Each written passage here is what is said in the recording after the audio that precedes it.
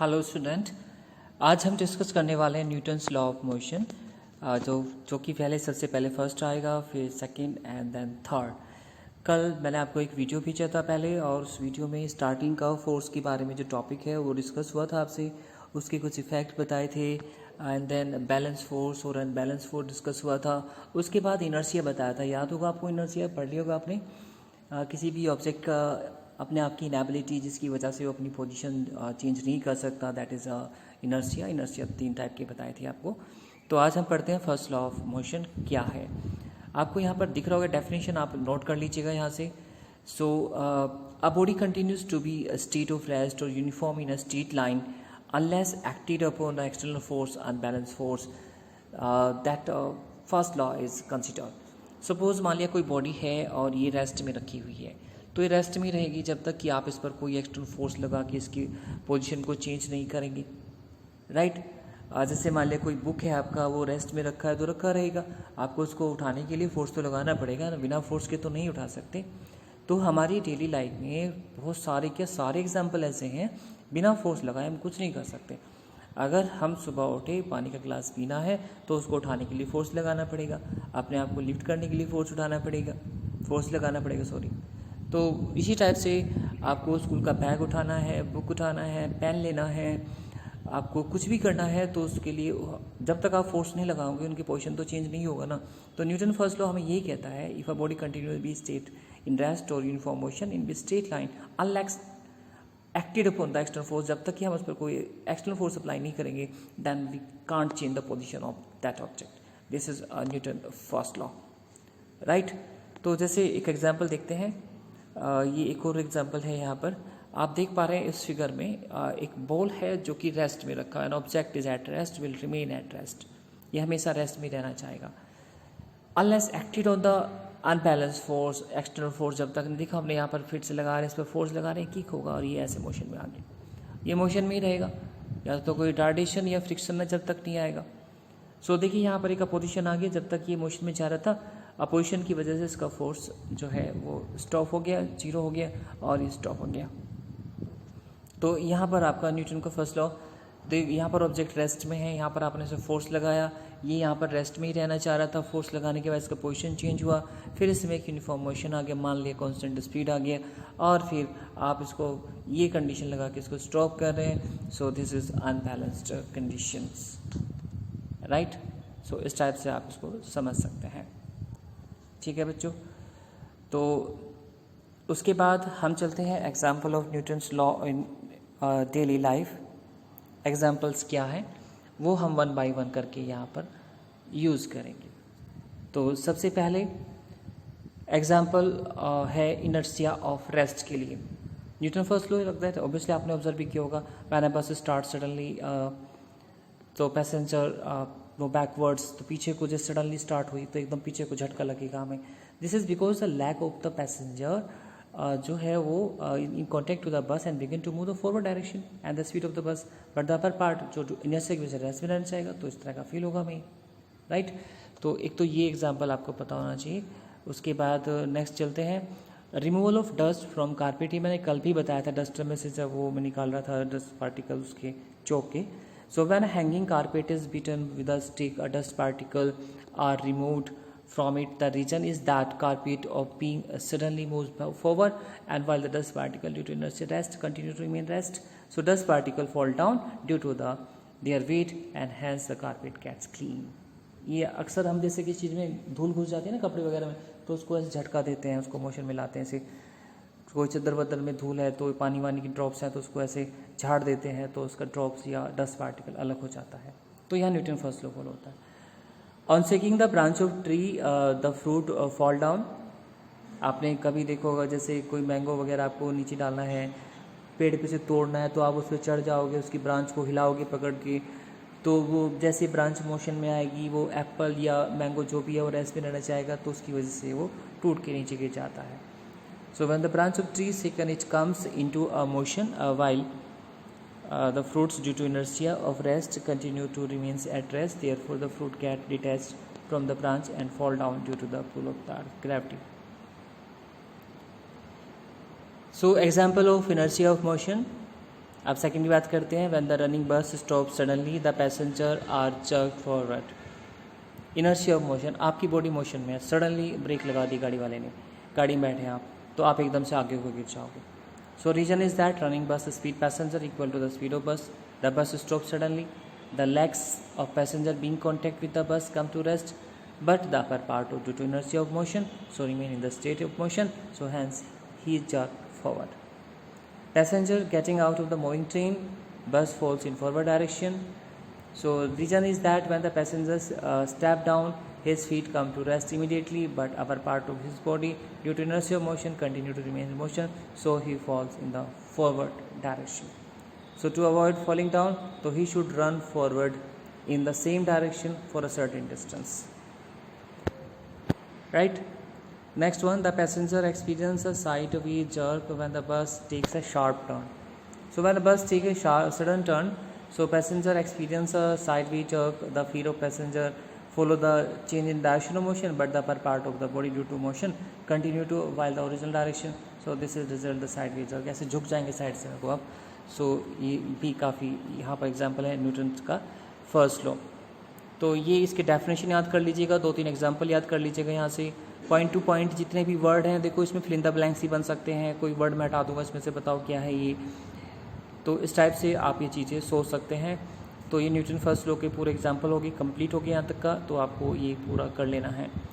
अब इसके बाद न्यूटन सेकंड लॉ आएगा। न्यूटन सेकंड लॉ से पहले मुझे आपको मोमेंटम पढ़ाना पड़ेगा, उसके लिए मैं आपको बोर्ड पे पढ़ाऊँगा न्यूटन सेकंड लॉ क्या है और उसका F=ma का रिलेशन क्या है, और देन उसके कुछ न्यूमेरिकल्स हैं, और साथ में उससे पहले मोमेंटम की बात करेंगे। व्हाट इज़ मोमेंटम, पता होगा आपने या नहीं पता?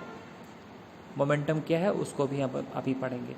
राइट बच्चे, चलिए लेट्स स्टार्ट राइट नाउ।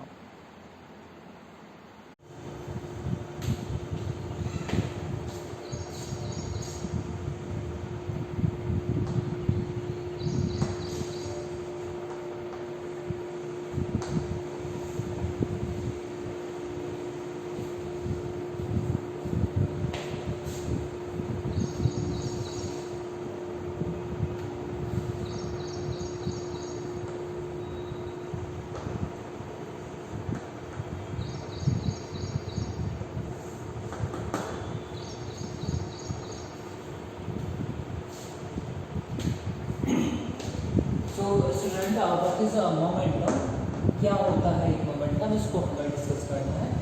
सो बच्चों मान लिया ये हमारे पास कोई ऑब्जेक्ट है और इस ऑब्जेक्ट का मास m है और इसके पास कोई भी वेलोसिटी नहीं है, ये बिल्कुल रेस्ट में रखा हुआ है। सो इसके पास क्वांटिटी ऑफ मोशन 0 है, कोई भी मोशन की क्वांटिटी नहीं है। सो क्वांटिटी ऑफ मोशन बिल्कुल भी नहीं है। सडनली हमने इस पर एक फोर्स लगा दिया और इस ऑब्जेक्ट में एक वेलोसिटी क्रिएट हो गया, एक मोशन आ गया। तो यहाँ पर जो क्वांटिटी ऑफ मोशन का मैग्नीट्यूड है, देखिए मैं यहाँ पर लिख रहा हूँ quantity of motion,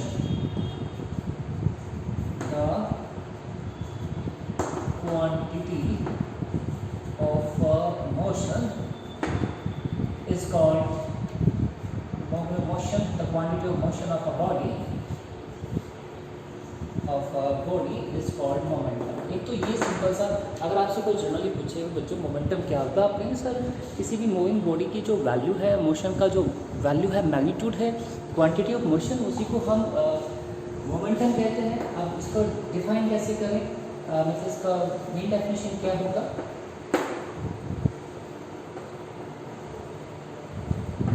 Momentum is defined as the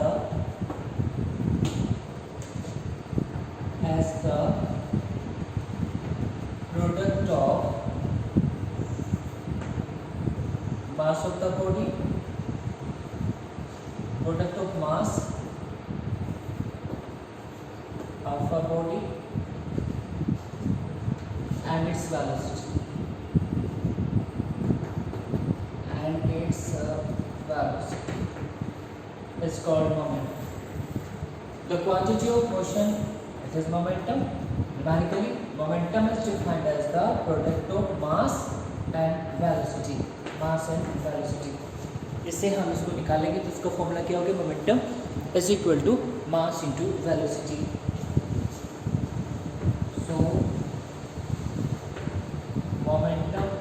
equal to mass multiply velocity.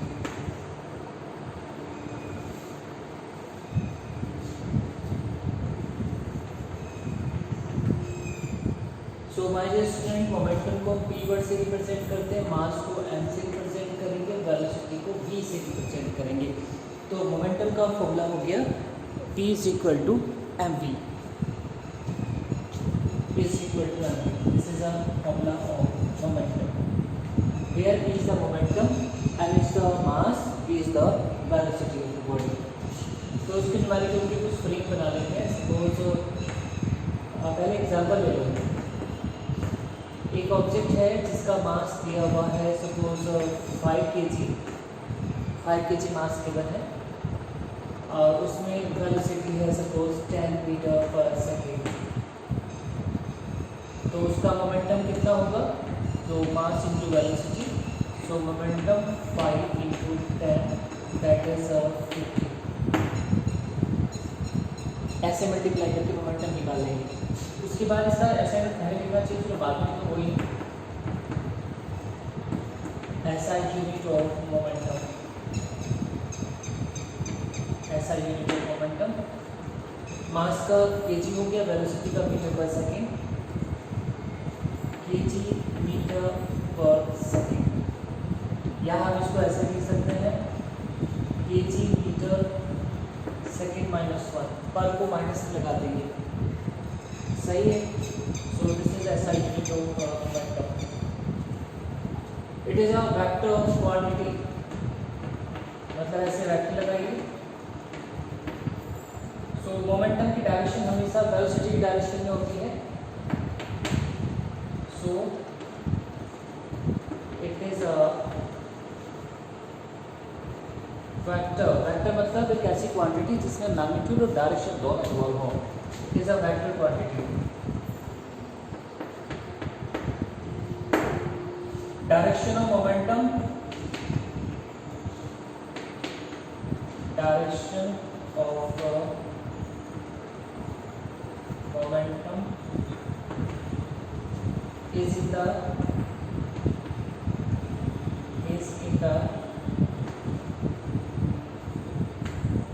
direction in velocity, direction of velocity.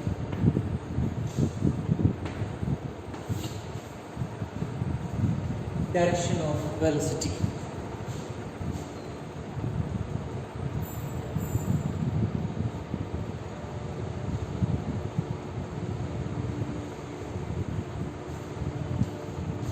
तो ये फाइनल मोमेंटम हो गया बच्चों। इसके 2-3 फॉर्मूले और बना लो जो आपको हेल्प करेंगे। जैसे कहीं पर हमारे पास ये फॉर्मूला होता है कि इज इक्वल टू mv, किसी न्यूमेरिकल में आपसे वेलोसिटी पूछ लिया तो ये मास इसके नीचे आ जाएगा e upon m, right.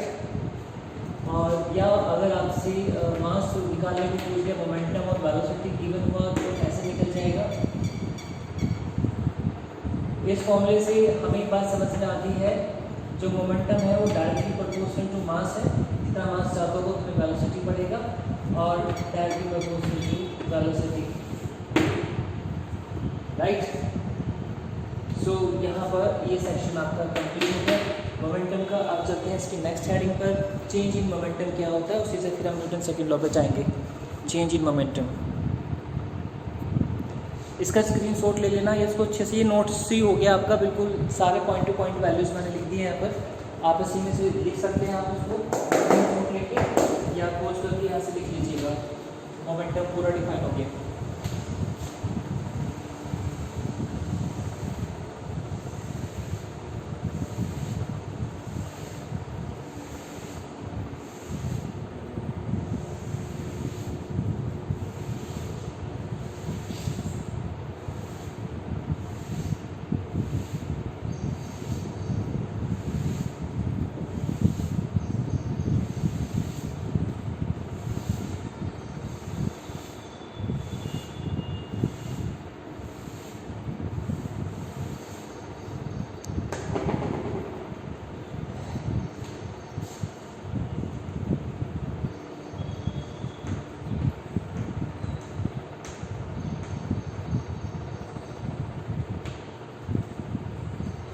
Change in momentum. अच्छा बच्चों, ये तो कंफर्म हो गया, मोमेंटम का फॉर्मूला मास और वेलोसिटी को मल्टीप्लाई करके आएगा। अब चेंज इन मोमेंटम क्या है वो देखते हैं, उसके according to Newton second law apply करेंगे। चलिए बच्चों, this is an object motion में है, इसका इनिशियल वेलोसिटी हमें कुछ गिवन है, चल रहा है अभी ऐसे, इसका मास m है। सो इसका इनिशियल मोमेंटम कितना हो गया, mass into initial velocity and you आगे, कोई दिक्कत नहीं, कांस्टेंट वेलोसिटी से जा रहा था। सडनली आपने इस पर धक्का मार दिया, फोर्स लगा दिया, ऐसे पुश कर दिया तो वेलोसिटी बढ़ जाएगा ना, तो इसका वेलोसिटी इंक्रीज हो गया, वेलोसिटी v हो गया, मास तो वही है। सो आप यहाँ पे लिख लीजिएगा v is greater than u हो गया, वेलोसिटी इसका इंक्रीज हो गया। तो फाइनल मोमेंटम कितना आ गया, फाइनल मोमेंटम मास और ये v, फाइनल वेलोसिटी को v से रिप्रेजेंट करेंगे, इनिशियल को u से रिप्रेजेंट करेंगे m, और ये m। तो यहाँ पर ज़्यादा कौन सा है, ये ज़्यादा है, ये वाली वैल्यू कम है, बिकॉज यहाँ पर स्पीड कम था, यहाँ पर इसका वेलोसिटी स्पीड ज़्यादा। तो चेंज इन मोमेंटम कितना चेंज आया, change in momentum, change in momentum is equal to final momentum, final momentum minus initial momentum.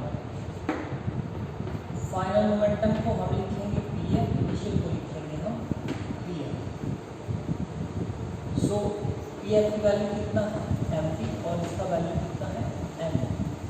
सो ये आ गया हमारा change in momentum, m common ले लो, this is a change in momentum को हम डेल्टा p से रिप्रेजेंट कर लेते हैं।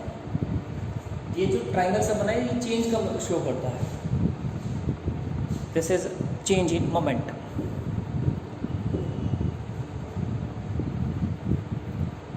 अच्छा अब एक बात और बताइए, इस मोमेंटम में जो चेंज हुआ है, देखिए ये हमारे पास जैसे कोई ऑब्जेक्ट था, इसका इनिशियल वेलोसिटी u था और इसका फाइनल वेलोसिटी v हो गया, किसकी वजह से चेंज हुआ है, फोर्स की वजह से चेंज हुआ है, फोर्स की वजह से मोमेंटम में चेंज आया है। तो उसी के अकॉर्डिंग आपको यहाँ पर न्यूटन सेकंड लॉ आएगा कि जो मोमेंटम में चेंज आया है with time the rate of change of momentum is directly proportional to applied force. जितना ज़्यादा फोर्स लगाएंगे उतनी ज़्यादा मोमेंटम में चेंज आएगा, राइट। तो यहाँ पर न्यूटन सेकंड लॉ आ गया, ये आ गया न्यूटन सेकंड लॉ। बस यही चीज़ यहाँ से समझनी है आपको बच्चों। मोमेंटम में जो चेंज आया फोर्स की वजह से आया, तो यहाँ पर the rate of change of momentum is directly proportional to applied force. The rate of change of momentum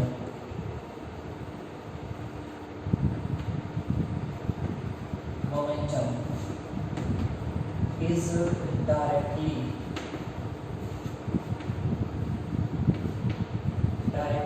proportional to the applied force,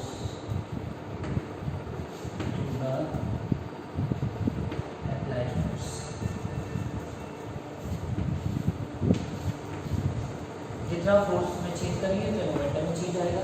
इसी को न्यूटन सेकंड लॉ कहते हैं। ये क्लियर में ये वाला न्यूटन सेकंड लॉ है, the rate of change of momentum is directly proportional to applied force. जल्दी याद कर लो, the rate of change of momentum is directly proportional to the applied force.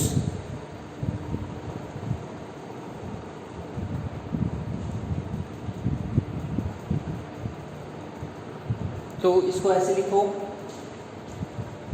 इधर वाला मैं रफ कर रहा हूँ फटाफट, और आप इसको नोट करके जाइएगा। अप्लाइड फोर्स मान लीजिए F है, is directly proportional to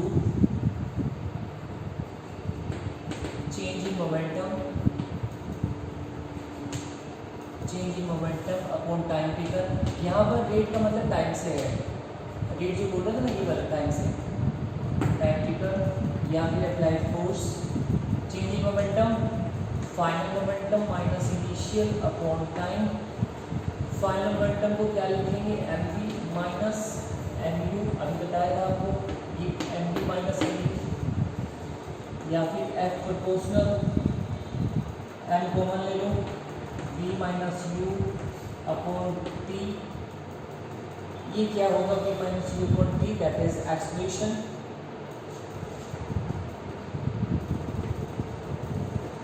M a, या फिर इसको ऐसे लिख लो, f is equal to K M A, K की value 1, K is constant, so finally we got the result F is equal to M A. कुछ बच्चे इसको डायरेक्ट बोलते हैं, नहीं ऐसे नहीं बोलना, पहले डेफिनेशन बोल लें, उसके बाद ये रिजल्ट है इसका फोर्स का।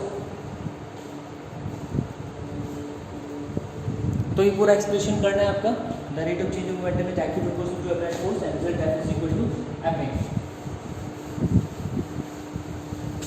तो कुछ क्वेश्चन आ सकते हैं इसके डायरेक्ट, जैसे मान लिया एग्जांपल हो गया कोई एक ऑब्जेक्ट है, इसका इनिशियल स्पीड 10 मीटर पर सेकंड है और आपने फोर्स लगाया, फोर्स लगाने के बाद इसका फाइनल स्पीड 20 मीटर पर सेकंड हो गया। तो चेंज इन मोमेंटम क्या है, तो change in momentum M we minus U, दोनों का मास सेम है एम है, तो एम वी का वैल्यू रखा 20, इसका वैल्यू रखा 10, आंसर आ गया 10 एम, मास की जो वैल्यू रख लेंगे,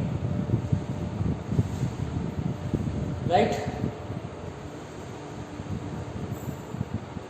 समझ रहे हैं अभी। सो माय डियर स्टूडेंट, यहाँ से अगर इसका मास गिवन है और टाइम भी गिवन है कि इसका वेलोसिटी 5 सेकंड में 10 से 20 हो गया, तो बताइए कितना फोर्स लगेगा। तो F is equal to M we minus you upon T, ये लगा देगा।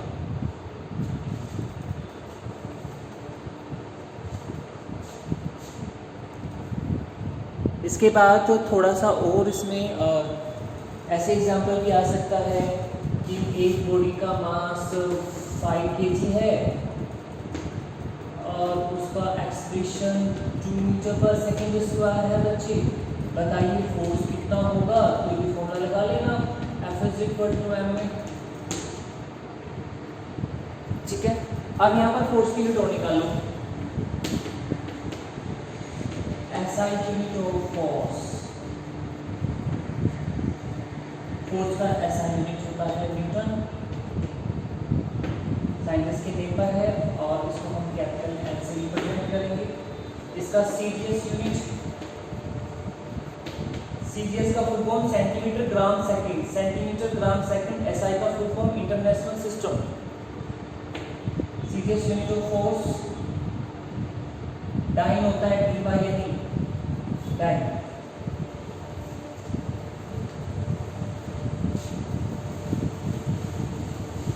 ये डाइन होगा। रिलेशन निकालो इनका, relation between Newton and dyne. Dyne इसकी छोटी यूनिट है, 1 न्यूटन में बच्चों 10 की पावर 5 डाइन होता है, 1 न्यूटन इज इक्वल टू 10 की पावर 5 डाइन। सो यही न्यूटन सेकंड लॉ है, पूरा एक्सप्लेनेशन हो गया। SI नोट तक मैंने आपको उसको पूरा एक्सप्लेन करा दिया। आज यहाँ तक करें, कल हम इसके अगले सेशन पे जाएंगे, न्यूटन थर्ड लॉ और law of conservation of energy, right. Okay student.